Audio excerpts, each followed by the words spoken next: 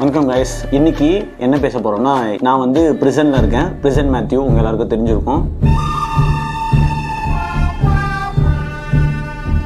பிரிசனில் பார்த்தீங்கன்னா நாங்கள் கல் உடைக்கிற நேரம் போக மற்ற நிறைய நேரங்கள் ஃப்ரீயாகவே இருக்குது. அந்த நேரத்தில் என்ன பண்ணலான்னும் போது நான் ஒரு ஹாபியை வளர்த்துக்கிட்டேன், அதாவது புக்கு படிக்கிறது. அப்படி இந்த வருஷம் நான் கல் உடைச்சி சேர்த்த காசில் எங்கள் இதுல இருந்து வாங்கின புக்ஸ், அதாவது எங்கள் ஜெயிலுக்குள்ளேருந்து வாங்கின புக்ஸ் வந்து இன்னைக்கு என்னென்னு சொல்ல போகிறோம். ஒரு ரேப் அப் மாதிரி 45லாம் வந்து போடுறாங்க இல்லையா, மியூசிக் ரேப் அப்லாம். அந்த மாதிரி இந்த இயரில் நாங்கள் என்னென்னலாம் புக்ஸ் வாங்கியிருக்கேன், அதில் என்னென்னலாம் படிச்சிருக்கேன் அப்படின்றத இந்த வீடியோவில் பார்க்கலாம். முதல்ல நான் ஃபஸ்ட்டாக பார்க்க போகிற புக்கு ஒரு 2 சீரீஸ் ஆஃப் புக்ஸ். என்னன்னா, நான் சில தவறுகள் செஞ்சு ஜெயிலுக்கு வந்திருக்கலாம், ஆனால் எனக்கு வெளியே இருக்கும்போது ஒரு நடிகன் ஆகணுன்றது தான் ஆசையாக இருந்துச்சு. அதனால் நடிப்பை கற்றுக்கணுன்றதுக்காக ஒரு 2-3 புக்கு வாங்கி வச்சிருந்தேன். இது கான்ஸ்டன்டைன் ஸ்டானிஸ்லவ்ஸ்கியோட 2 புக். இது ஆக்சுவலி 3 புக்ஸ் இருக்கும், நான் 2 தான் வாங்கினேன். ஆக்டிங் கற்றுக்கிறதுக்காக, மெத்தட் ஆக்டிங் கற்றுக்கிறதுக்காக இந்த 2 புக்கும் வாங்கினேன். இதில் வந்து 2 புக்கையும் கொஞ்சம் கொஞ்சம் படிச்சு வச்சிருக்கேன், பட் முழுசாக இன்னும் படிச்சு முடிச்சுட்டு நான் பெரிய ஆக்டர் ஆனதுக்கப்புறம் உங்களுக்கு சொல்கிறேன். என்னென்ன சொல்கிறோம் பாருங்க.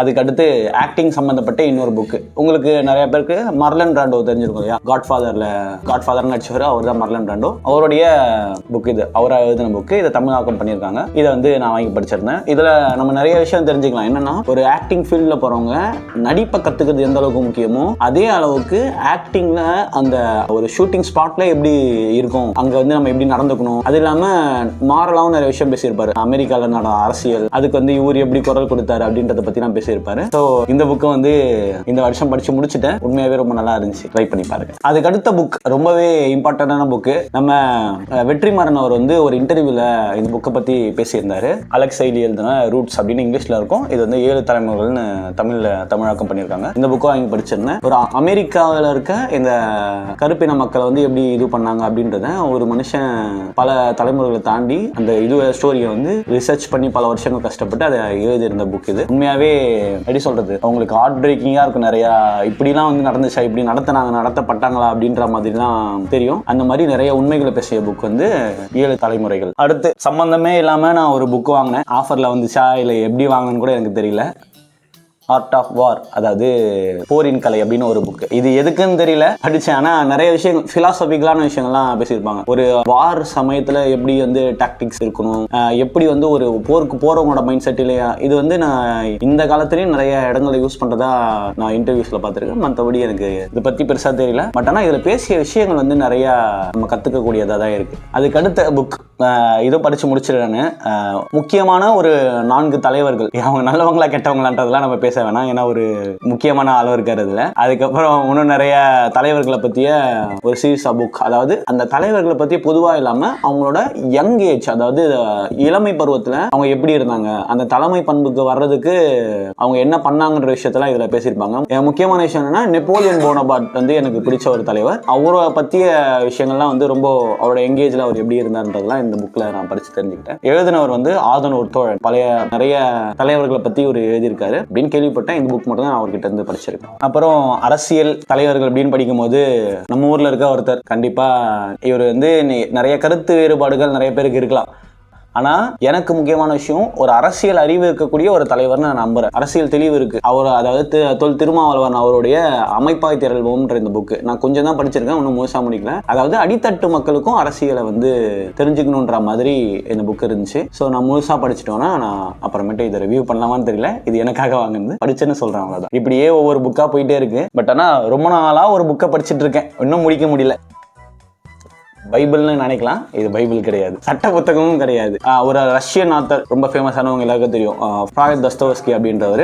அவருடைய இடியட்ன்ற ஒரு புக்கை வந்து அசடன்னு எழுதியிருப்பாங்க. இது தமிழில் மொழிபெயர்ப்பு பண்ணவங்க வந்து எம்ஏ சுசீலான்றவங்க. நீங்களும் கண்டிப்பாக இந்த புக்கை படிக்கலாம். இந்த நம்ம எல்லாருக்கும் ஒரு மைண்ட் செட் இருக்கும், எல்லாரும் வந்து நம்மளை முட்டாள் நினச்சிக்கிறாங்க, ஆனால் நான் என்னவோ தெளிவாக தான் இருக்கிறேன், அவனுக்கு தான் பைத்தியக்காரன் மாதிரி பேசுறாங்கன்ற ஒரு மைண்ட் செட் இருக்கு. எல்லாரும் இந்த புக்கை கண்டிப்பாக படிங்க. தஸ்தோவஸ்கியை கண்டிப்பாக நீங்கள் படிச்சு தான் ஆகணும், ஏன்னா தவிர்க்க முடியாத ஒரு நாவலிஸ்ட். அது கடைசியா இதை வந்து நான் ஒரு 2 டேஸ்க்கு முன்னாடி தான் வாங்கினேன். ஆனா கரேனினா, லியோ டால்ஸ்டாய் அப்படி ஒரு அவருடைய சிறுகதைகள் வந்து நிறைய நான் படிச்சிருக்கேன்.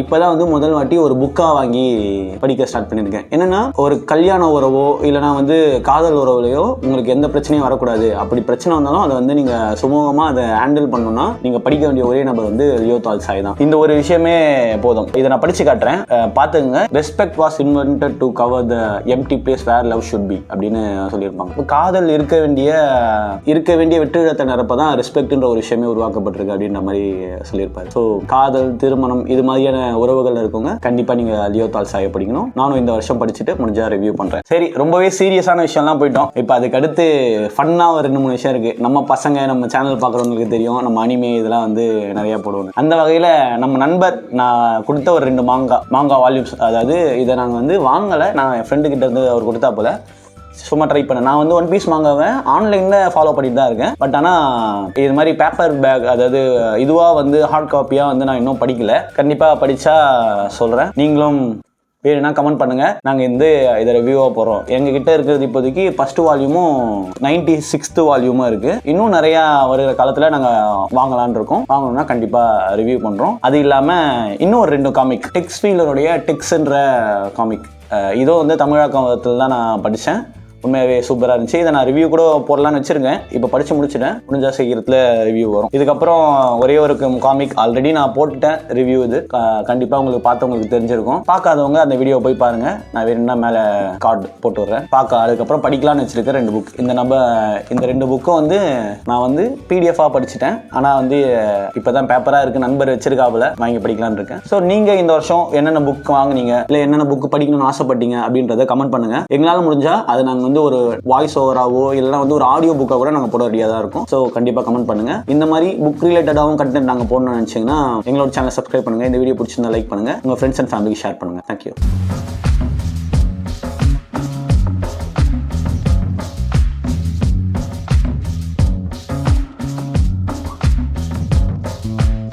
ஐயோ, பின்னாடி இந்த பேசினா இந்த மைக்கில் கேட்குதியா? எடிட்டருக்கு ஆரி துப்புறான் அவங்க 2 பேரையும்.